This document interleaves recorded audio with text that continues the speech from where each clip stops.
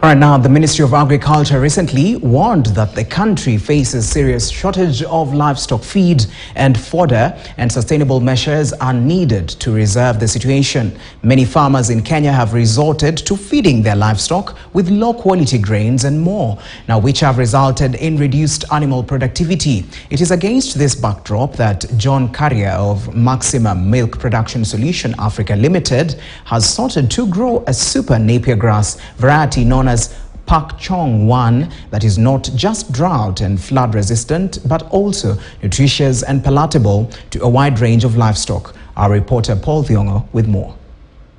One of the biggest challenges that most livestock farmers face, if not all, is the cost of feeds.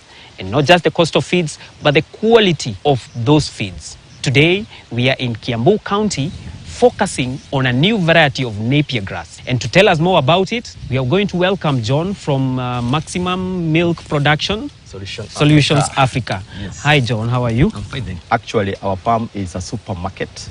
So you'll get a variety of crops, high quality.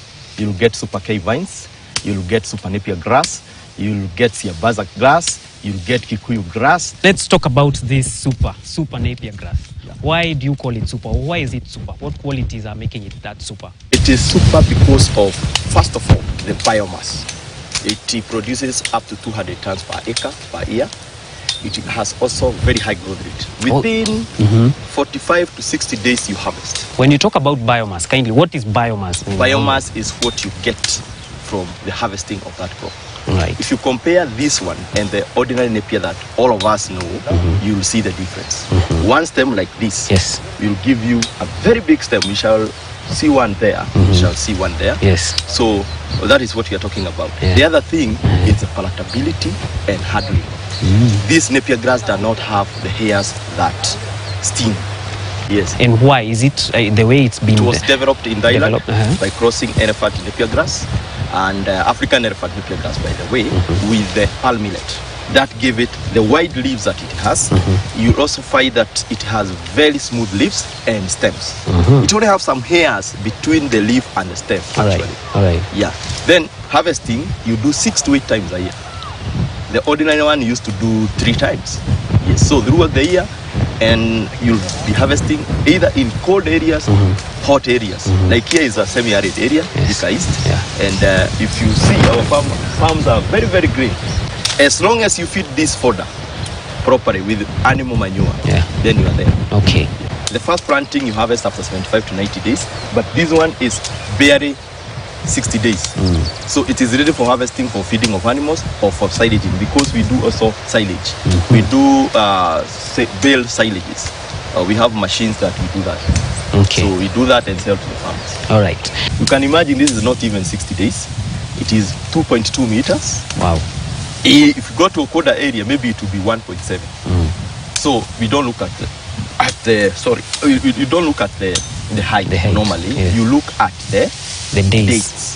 So if you planted today, 75 to 90 days harvest. After the first cut, do 45 to 60. The other thing, maybe a person who might not be able to remember the dates, just look at the time it is starting to produce some canes. The first, second cane, like that one, you see there, you harvest at that time. That time, that cane will be a source of energy for an animal. Because dairy and beef cows, they require a lot of energy, a lot of proteins, a lot of starch, and a lot of mineral salts. This Napier is a whole meal, has that. So the energy in these canes, the ones that, not this one, this is a seed. The one that will be, the two I talked about there, will be the source of energy. Because if you this cane like this, it is sugar. All right. Yeah. We did a lab test with Carol. They came to our farm and took samples. We got a whooping 16.6%. We did another one. It got 18.9. Then we got another one that with the JQuat. Well, JQuat, there is a department with Chinese there known as Sorajek. They picked and it got 24. That was about 1.5 months with 24% full protein. That crude protein. I wanted to know what percentages these are. Yeah. Crude protein. Crude protein. All right. When you have quality, the most expensive thing we buy from this feed shop is protein found in what we call dairy. So you reduce that. if you reduce buying that, because today is very expensive. Yes, yes. When you reduce that, it means the farmer will reduce the cost of production. I'm not saying you eliminate 100%. No. Because you cannot be eating ugali every day. You need to eat rice, you need to eat githeri, like that. Yes. But what you're simply saying is the cost of production will definitely go down. All right. We have farmers in northeastern, they are doing feedlots with this Napier. The meat that we are getting, the cows that we are very good cows we are getting, they are doing feedlots there. The sheep, we call the gala goats, not sheep, gala goats. We have people in Narok buying a lot of this to rear their sheep, the doper sheep. It is a very good Napier, and I wish everybody can get this. What should I look out for when I'm coming to buy the seedling? So the seedling or the cutting, the standard is 2 nodes. The 2 nodes are these ones. This is a node, this is a node. This is a node, this is a node. That is a standard measure. That is what Dr. Karera Skedong advised us. That you should plant a 2 nodes cutting, not more than that. It is very important in planting because it produces roots and shoots. Then this bit here is the one that provides food when it is growing to this. So if, for example, you know, some farmer might want to multiply and you cut it here, it will not germinate. So you cut it. They are done by our professionals. We have in our farms we have a professional agronomist and the workers. They are shown how to do it. So this is the standard. If you touch here, it will rot. Okay, for now we are just going to demonstrate what you call the mtaro. The mtaro method. The mtaro method. The mtaro method. The mtaro means trench.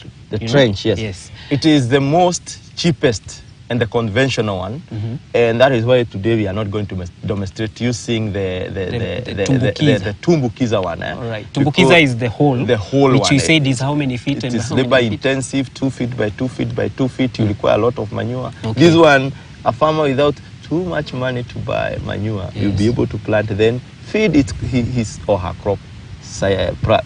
Pole. Okay. Yeah. Right. Yeah. So we have our trench here. Yes. So maybe we can just demonstrate using this. I will show you how to plant. Right. You see this one, if you look at it, there is the upper side and the lower side. If you plant it upside down, it will not germinate. Wait, hold on. What? If you look at it, it will tell you without using your own eyes. There is the upside and there is the lower side. Look at it like this. Even this one. This is the lower side, this is the upper side. You look at it, it is showing. Upper side and lower side. Yeah. For me, there is no difference. Oh, there is. There is. You can see even this shoot is looking up. So if you plant the other way like this, it will not germinate. Oh. And if it germinates, you are very lucky. I can remember there is a farmer who bought and planted upside down. He said, yeah, Azimei. But we went there, we sent a team, and he was assisted. Good. So basically, let me show you how we plant. Yeah. This lower part will be buried. You bury like that up to that point. So the second node is left up, touching the ground. This is about an angle of 25 degrees. Left like that. When you leave it like this side should touch the soil like that. When you plant like that, you have done it perfectly. Okay. Yep. And we say the spacing is between. From here should be now 3 feet. 3 feet. This should be here. So this is where you do this one. Oh, so 3 feet. So 3 feet. Okay, measure like 3 that. feet. If you don't have a tape measure or you don't have a... You will do about a meter max. Okay. Then you see that one? It should touch the ground like that. Like that. Oh, this line should touch the soil. Okay, good. Then we do the third one and the last one for today, like that. Take the soil. The ground should be left, and this one should be left touching the ground like that. Okay. That is a properly planted super Napier grass. It will give you maximum. All right. So okay, for now we didn't use any manure. This was just for demonstration purposes. But make sure to use farmyard manure. When you have farmyard manure, what you do, you mix this soil you had dug. Yes. You mix it well inside the hole, and then plant your cutting there. Okay. Like that. All right. Yeah. And you said, just to repeat, the spacing is 3 by 3 feet. 3 feet apart. 3 feet between the plants. The cuttings. Yes. This is a product of this one only. Yeah. So if you didn't give it enough, these are like almost how many tillers? 1, 2. Can you try to count? Oh, these are. You can't count. It's more than 200 tillers. From only one This is why we are saying there is no other grass in the world that is more vegetative than Super Napier. Look at this. See? And then very easy for handling. And this is just how many days old? This is 60 days, 60 days since we cut. Right.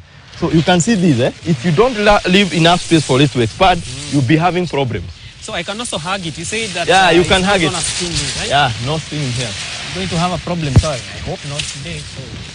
Yeah. Very smooth leaves, you can see. Yes, I can see. They are very smooth. The best Napier grass. Actually, it is dubbed as the king of all Napier grasses in the world. For KTN News, I'm Paul Thiongo.